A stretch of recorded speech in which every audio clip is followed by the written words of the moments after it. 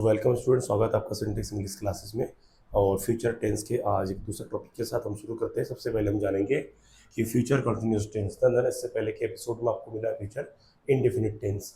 तो ये future continuous tense होता है कि पहले सबसे हमको उनको मिलकर नाम जानेंगे। फ्यूचर कंटिन्यूस, कंटिन्यूस का मतलब होता है लगातार, निरंतर। इस टेंस में जो भी काम होगा आने वाले समय में काम जारी को दिखाएगा।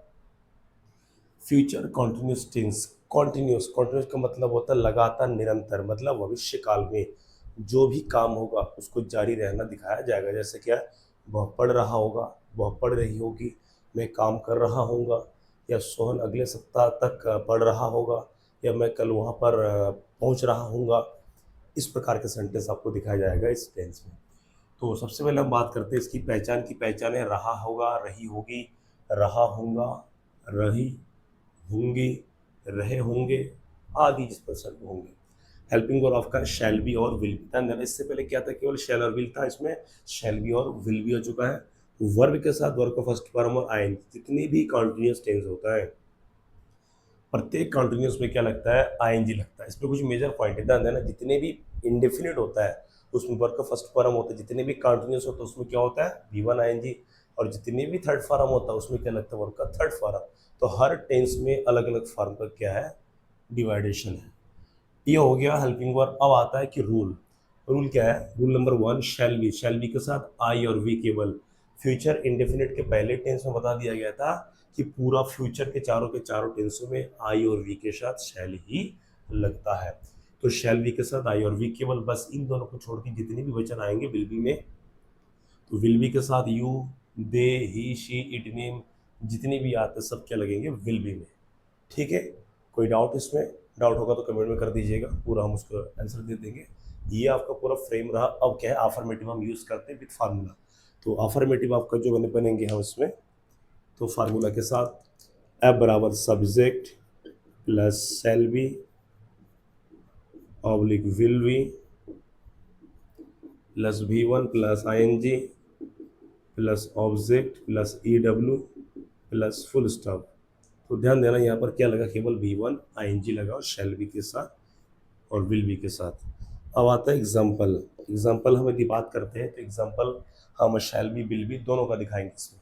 तो आइए इसको हल करते हैं। तो ये कुछ सेंटेंस है जो अफर्मेटिव में है और शैल बी विल बी दोनों लगेंगे। मैं कल तक पाठ याद कर रहा हूँगा, मतलब इस टेंस में जो भी सेंटेंस होगा वो आने वाले समय की योजना के हिसाब से कार्य करेगी। मैं कल तक याद कर रहा हूँगा, तो आंसर इसका I shall be learning a lesson. कल तक, लेसन क्या है, कल तक, तो बाय टुमारो मतलब कल तक याद करूंगा। क्या याद करूंगा, एक पार्ट। हम लोग तैयारी कर रहे होंगे कहीं पर जाने की या परीक्षा की, तो यहाँ पर स्टूडेंट के हिसाब से परीक्षा मान लेते हैं। तो वी शैल बी प्रिपेयरिंग, हम लोग तैयारी कर रहे होंगे। यहाँ पर आई के साथ शैल बी के साथ शैल बी। पूजा झूठ बोल रही होगी, पूजा, ध्यान देना, पूजा क्या है, इसमें नाम है तो क्या लगेगा, will be. Pooja will be telling a lie, Pooja will be telling a lie, Pooja झूठ बोल रही होगी। इस प्रकार के सेंटेंस है। कल वर्षा हो रही होगी, तो प्राकृतिक है तो क्या लगाएंगे, इट से शुरू करेंगे। It will be raining tomorrow. ध्यान देना, फ्यूचर इंडेफिनिट के पहले वाले टेंस में आपको बता दिया था कि भविष्य काल को दर्शाने के लिए कल शब्द के लिए टुमारो लगाते हैं और बीता हुआ समय के लिए यस्टरडे लगाते हैं। वे लोग अगले सप्ताह को जा रहे होंगे, वे लोग मतलब दे या दोज पीपल, तो दे विल बी गोइंग। अब कहाँ जा रही है श्योर नहीं है, they will be going next week full stop. तो इस प्रकार के सेंटेंस में ध्यान देना, हम स्पेशली हम सब्जेक्ट हेल्पिंग वर्ब का ही ध्यान देते हैं। तो ये आपका सेंटेंस है, they will be going next week, वे अगले सप्ताह को जा रहे होंगे। आपका अफर्मेटिव ये कंप्लीट है। ये जितना भी सेंटेंस बनाया था देना, रूल, पहचान और ये रूल के साथ, नियम के साथ, फार्मूला के साथ बना हुआ अफर्मेटिव आपका कंप्लीट है।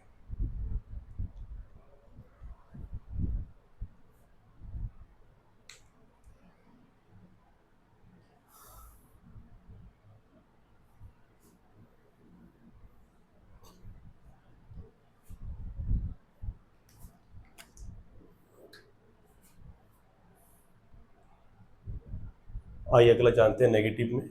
तो नंबर 2 नेगेटिव। नेगेटिव में ध्यान देना कोई कठिन नहीं है। नेगेटिव सेंटेंस में सिर्फ आपको एक चीज़ का ध्यान रखना है, एफ बराबर सब्जेक्ट प्लस शैल, शैल और विल पहले लगाएंगे, उसके बाद नॉट आएगा बीच में, उसके बाद फिर जाके V plus V one plus I N G plus object plus E W plus full stop. तो इसमें ध्यान देना केवल क्या लग रहा है, नॉट। तो शैल विल, उसके बाद क्या, नॉट, उसके बाद बी। तो एग्जांपल हम बात करते हैं, जैसे राम कल नहीं जा रहा होगा, जा रहा होगा। तो इसमें नहीं शब्द आ गया तो क्या होगा, Ram will not B, Ram will not be going tomorrow, going tomorrow. Next आपका है कि कुछ लोग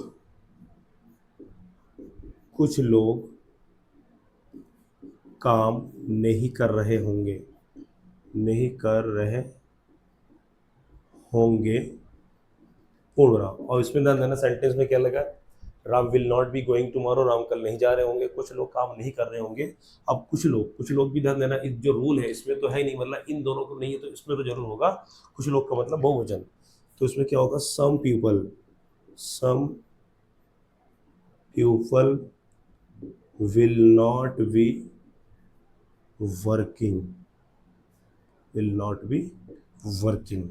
ये आपका नेगेटिव, इसमें ध्यान देना केवल क्या लगाते हैं, नॉट लगाते हैं। इसी प्रकार यदि हम नेगेटिव बनाएंगे सेंटेंस कि मैं नहीं जा रहा हूँगा, आई शैल नॉट बी गोइंग, कि कुछ लोग मेरी बात को नहीं सुन रहे होंगे, some people will not listening me, या यह लड़का तुम्हारी बात नहीं मान रहा होगा, this boy will not be following you या ओविंग यू।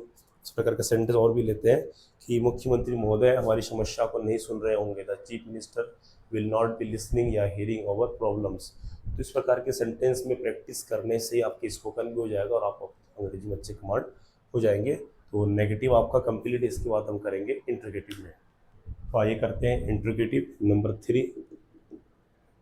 इंट्रोगेटिव में ध्यान देना, इसमें सिंपल से लॉजिक है, केवल शैल और विल फार्मूला हम क्या लगाएंगे पहले, उसके बाद सब्जेक्ट, उसके बाद be plus V one plus I N G, उसके बाद ऑब्जेक्ट प्लस ई डब्ल्यू, और अंत में क्या लगाएंगे, केवल क्या लगाएंगे, प्रश्नवाचक चिन्ह फुल स्टॉप के स्थान पर। तो एग्जांपल हम बात करते हैं, जैसे हम ले लेते सेंटेंस कि क्या तुम एक पुस्तक खरीद रहे होंगे, खरीद रहे होंगे होंगे क्वेश्चन मार्क। तो एक पुस्तक खरीद रहे होंगे, तो इसमें ध्यान देना, इसमें तुम, अब आई और बी को नहीं है, मतलब यू मतलब विल भी, तो क्या लगेंगे इसमें, will you be buying a book, question mark, will you be वाई ए बुक। नेक्स्ट आपका आता है, क्या Saroj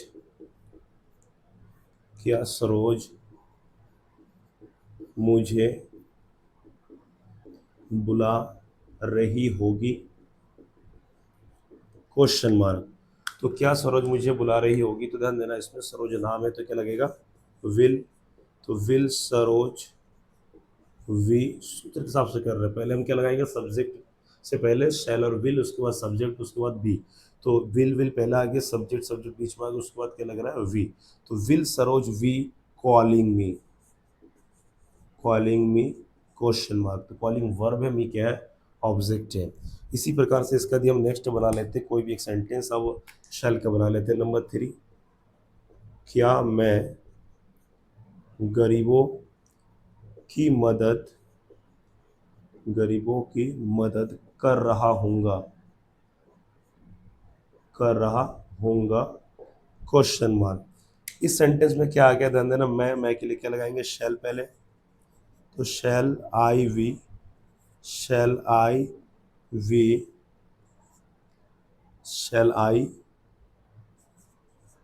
we helping to the poor, question mark. To the poor या द पुअर्स दोनों करेक्ट है। ये आपका हो गया इंट्रोगेटिव। इंट्रोगेटिव में केवल फार्मूला के हिसाब से प्रश्नवाचक चिन्ह हिंदी अंग्रेजी दोनों को ध्यान देना है। इसके बाद हम करेंगे नंबर 4, क्या है, Q W, question word. Question word एक ही जैसा है, इससे पहले बता दिया गया था। नंबर 4 में आइए सभी अब क्वेश्चन वर्ड।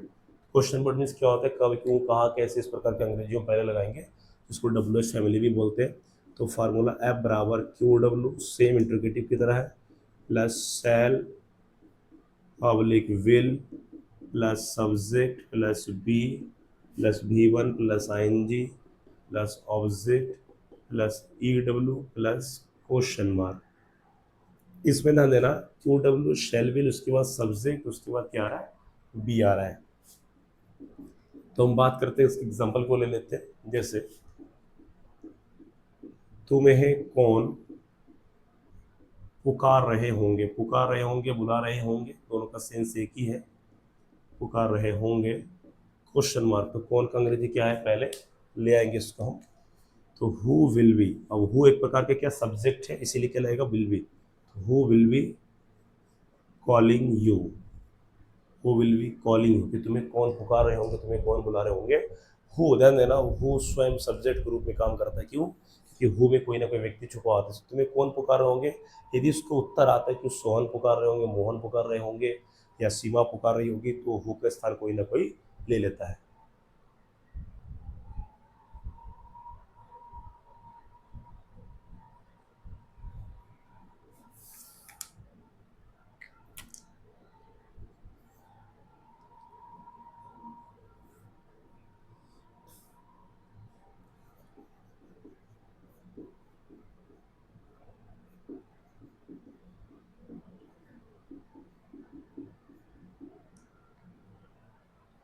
अगला सेंटेंस है श्याम कहाँ जा रहा होगा, तो कहाँ के लिए क्या आएगा, where, where will Shyam be going, where will Shyam going.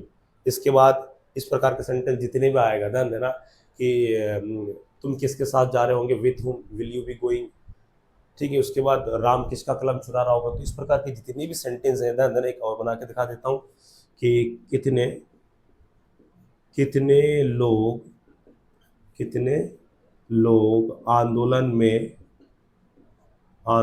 में भाग ले रहे होंगे, भाग ले रहे होंगे, क्वेश्चन मार्क। अब कितने लोग, ध्यान देना, ये काउंटेबल नाउन है, इसको हम गिन सकते हैं। कितने लोग, लोग चाहे 2 ले, 10 ले, 20 ले, इसको बना लेंगे। तो हाउ मैनी पहले आ जाएगा, हाउ मैनी के बाद लोग, काउंटेबल, इसको कहते हैं रिलेटिव नाउन। क्या कहते हैं, रिलेटिव नाउन। तो हाउ मैनी पीपल, सबसे पहले क्या लगाएंगे हम, ये भी क्वेश्चन वर्ड है। तो how many people will be, how many people will be taking part या पार्टिसिपिंग, दोनों एक ही चीज है। टेकिंग पार्ट, टेकिंग पार्ट कहाँ पर, आंदोलन में, in the movement, in the movement. तो ध्यान देना, यहाँ पर आंदोलन को अंग्रेजी में कहते हैं मूवमेंट। तो हाउ मैनी, हाउ मैनी मतलब कितना, पीपल मीन्स लोग, तो ये रिलेटिव नाउन है। ये नाउन क्या हो गया, पीपल लोग हो गया, नाउन पीपल कॉमन नाउन हो गया। तो इसके साथ रिलेट कर रहा है, क्या कर रहा है, रिलेट कर रहा है, संबंध दिखा रहा है। तो हाउ मेनी पीपल, कितने लोग, विल बी टेकिंग पार्ट, भाग ले रहे होंगे कार्यक्रम में या आंदोलन में। ये आपका फ्यूचर कंटिन्यूअस टेंस कंप्लीट है। इसको देखिए, नोट्स में लगाइए, प्रैक्टिस लगाइए, सेंटेंस उठाइए, ठीक है। बहुत सारे ग्रामर के प्रैक्टिस बुक है, उसको कोई भी ले लीजिए, एक्सीलेंट हो गया या न्यूलैंड हो गया, ये काफ़ी अच्छे अच्छे ग्रामर है लुसेंट का। प्रैक्टिस में लगाइए और इसको लाइक कीजिए, शेयर कीजिए और कमेंट कीजिए और सब्सक्राइब करवाइए। दोस्तों ध्यान देना कि बिना बिना इसको देख करके आपको समझ में नहीं आएगा। आप किसी भी वर्ड्स को ध्यान देना, इसको देखिए, आपका ग्रामर में पकड़ होगा तो लिटरेचर में अच्छा खासा पकड़ हो ही जाएगा। Best of luck.